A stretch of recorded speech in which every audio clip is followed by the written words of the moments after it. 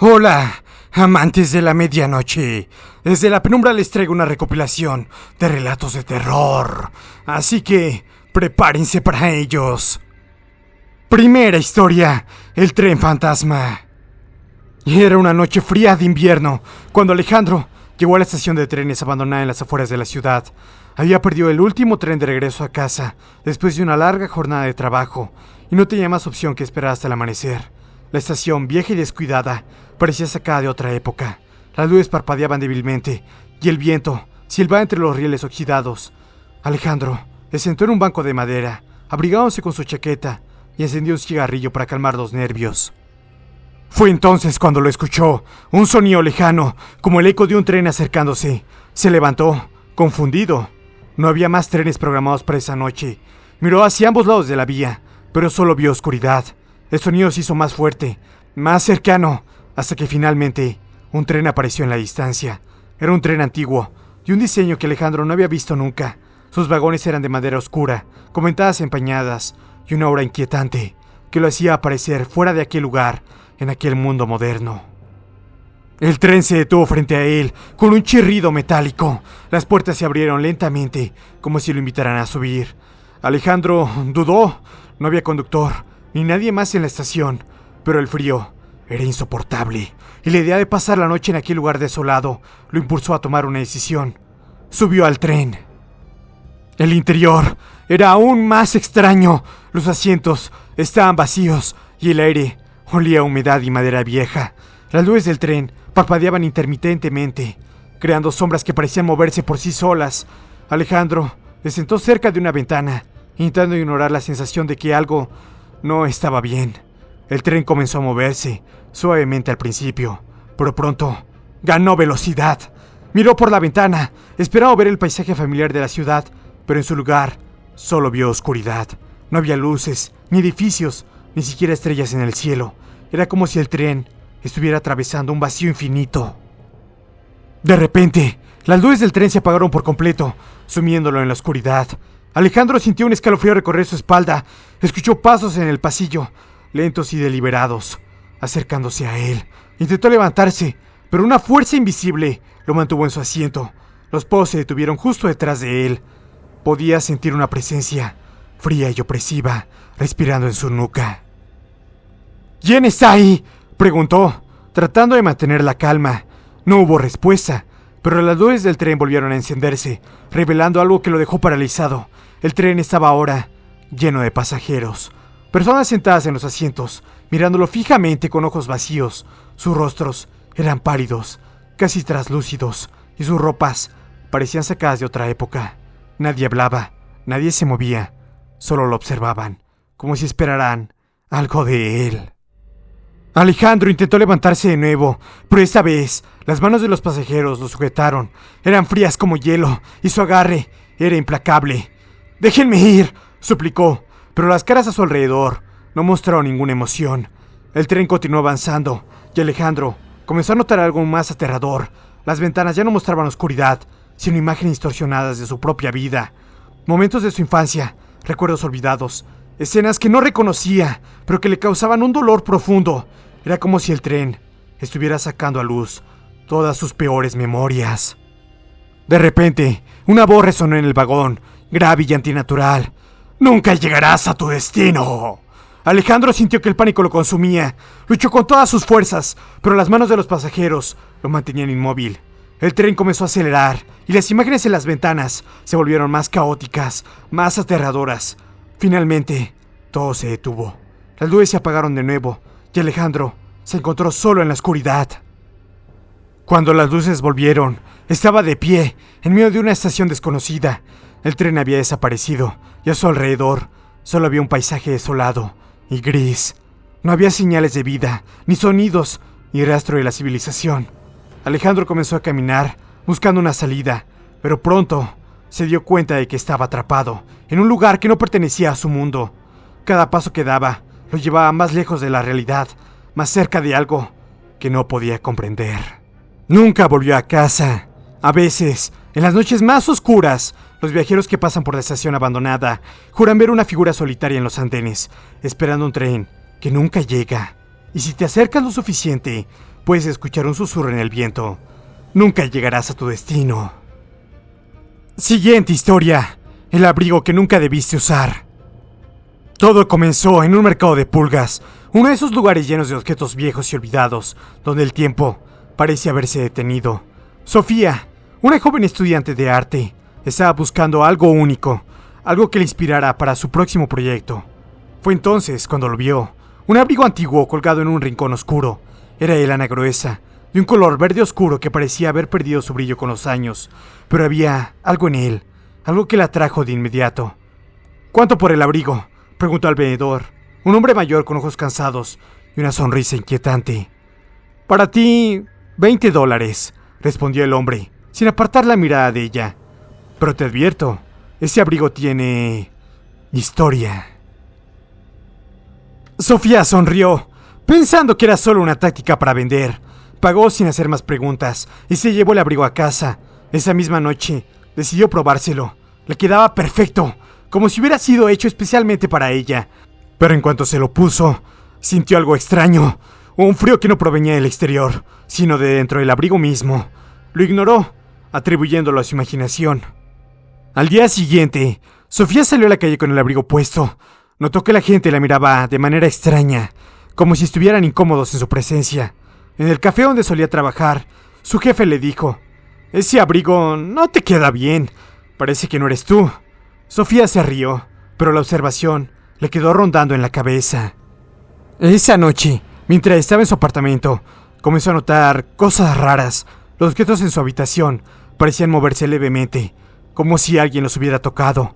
Escuchó susurros, tan bajos que casi nadie podía distinguirlos, pero que parecían venir del abrigo. Lo colgó en el armario. Decidía no usarlo más, pero a la mañana siguiente lo encontró tendido en su cama, como si alguien lo hubiera sacado durante la noche. «Sofía, ¿estás bien?», le preguntó su amiga Lucía durante una llamada. «Suenas distante». «No sé, Lucía. Creo que este abrigo me está afectando. Desde que lo uso, siento que algo no está bien». «¿Qué abrigo?», preguntó Lucía, preocupada.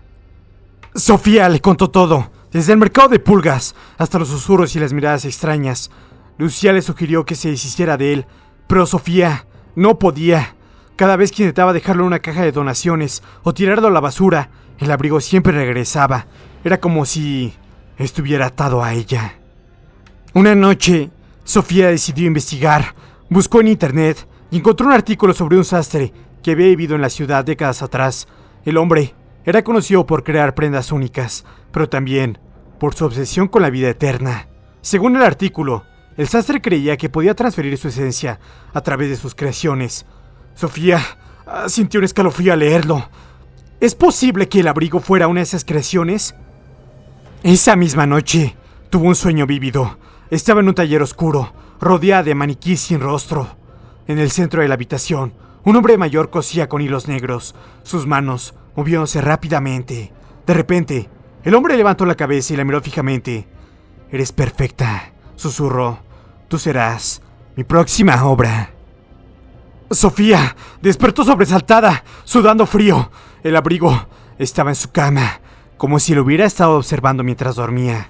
Lo tomó con rabia y lo arrojó al armario, pero esta vez el abrigo no se quedó quieto. Las mangas se movieron por sí solas, como si tuvieran vida propia, y una voz susurrante salió de él. «No puedes escapar». Aterrorizada, Sofía llamó a Lucía. «Tienes que venir. No puedo hacer esto sola». Cuando Lucía llegó, encontró a Sofía pálida y temblorosa. El abrigo estaba en el suelo, como si hubiera sido arrastrado desde el armario. Juntas decidieron quemarlo. Lo llevaron a un parque cercano, lo rociaron con alcohol y le prendieron fuego. Las llamas crepitaron y por un momento Sofía sintió alivio, pero entonces el fuego se apagó de golpe y el abrigo quedó intacto, como si nada hubiera pasado. «Esto no es normal, Sofía», dijo Lucía, asustada. «Tenemos que irnos de aquí». Pero era demasiado tarde. El abrigo se levantó del suelo, flotando en el aire, y se abalanzó sobre Sofía. Las mangas la envolvieron, apretando como serpientes, mientras la voz susurrante resonaba en sus oídos. «Eres mía ahora». Lucía intentó ayudarla, pero una fuerza invisible la empujó contra el suelo. Sofía gritó, luchando contra el abrigo, pero era inútil. Poco a poco, su cuerpo se volvió rígido y sus ojos perdieron el brillo. Cuando el abrigo finalmente la soltó, Sofía ya no era la misma. Su rostro era una máscara vacía y sus movimientos mecánicos y torpes. Lucía huyó, pero nunca pudo olvidar lo que vio esa noche. A veces, en las calles de la ciudad, cree ver a Sofía caminando con el abrigo verde oscuro, su mirada perdida en el horizonte, y si te acercas lo suficiente, puedes escuchar un susurro en el viento. Nunca debiste usarme. Siguiente historia. El susurro en el viento. La casa en el bosque parecía sacada de un cuento de hadas, con un techo de madera cubierto de musgo y sus ventanas antiguas. Era el refugio perfecto para la familia Martínez, que buscaba escapar del ruido de la ciudad, pero desde el primer día, algo no les cuadraba. ¿Escuchan eso?, preguntó Ana, la hija menor, mientras miraba por la ventana de su habitación. Tenía apenas 8 años, pero su intuición era aguda. ¿Escuchar qué, cariño?, respondió su madre, Laura, mientras ordenaba la cocina. Un susurro, como si alguien estuviera hablando en el viento, dijo Ana, con una expresión seria. Laura sonrió, pensando que era solo la imaginación de su hija. Por esa noche, mientras la familia cenaba, todos lo escucharon. Un susurro bajo, casi imperceptible, que parecía venir del exterior. Era como si el viento llevara palabras, frases que no podían entender del todo. Debe ser el bosque, dijo Carlos, el padre, tratando de calmar a todos. El viento pasa entre los árboles y crea esos sonidos. Pero los susurros no se detuvieron. Cada noche se volvían más claros, más insistentes. A veces parecían decir nombres: Ana, Carlos, Laura. Otras veces eran frases completas: no están solos, o vengan a mí. La familia intentó ignorarlo, pero era imposible. Los susurros los seguían a todas partes, incluso dentro de la casa. Una tarde, mientras exploraban el bosque, Ana se detuvo de repente. «Miren», dijo, señalando hacia un claro entre los árboles. Allí, en el suelo, había un círculo de piedras negras, perfectamente dispuestas. En el centro, había un objeto extraño, una especie de caja metálica, cubierta de símbolos que no reconocían. «¿Qué es eso?», preguntó Laura, sintiendo un escalofrío. «No lo sé, pero no deberíamos tocarlo», dijo Carlos, aunque su curiosidad era evidente. Pero Ana, impulsiva como siempre, se acercó y tocó la caja. En ese momento, el viento se detuvo y el bosque quedó en completo silencio. Luego, un susurro claro y frío resonó en el aire. «Gracias». Desde ese día, los susurros se volvieron más intensos. Ana comenzó a tener pesadillas en las que veía sombras moviéndose en su habitación. Laura escuchaba pasos en el pasillo, aunque nadie estaba allí. Y Carlos, siempre escéptico, comenzó a notar que los objetos en la casa se movían solos, como si una mano invisible los empujara. Una noche, los susurros se volvieron insoportables. «¡Basta!», gritó Carlos, saliendo al bosque con una linterna. «¿Quién está ahí? ¿Qué quieren?».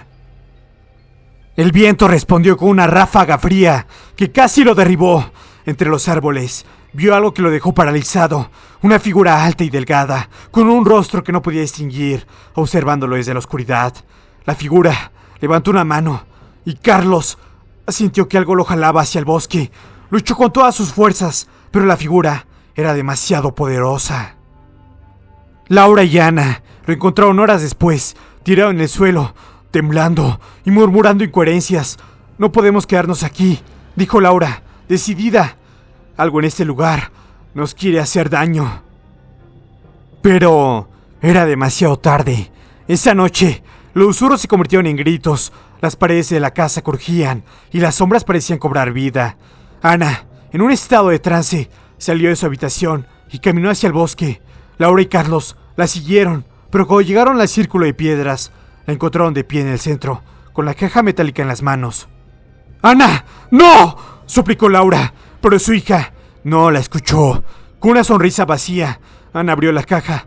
Un resplandor cegador iluminó el bosque, y el viento rugió como si el mundo entero estuviera gritando.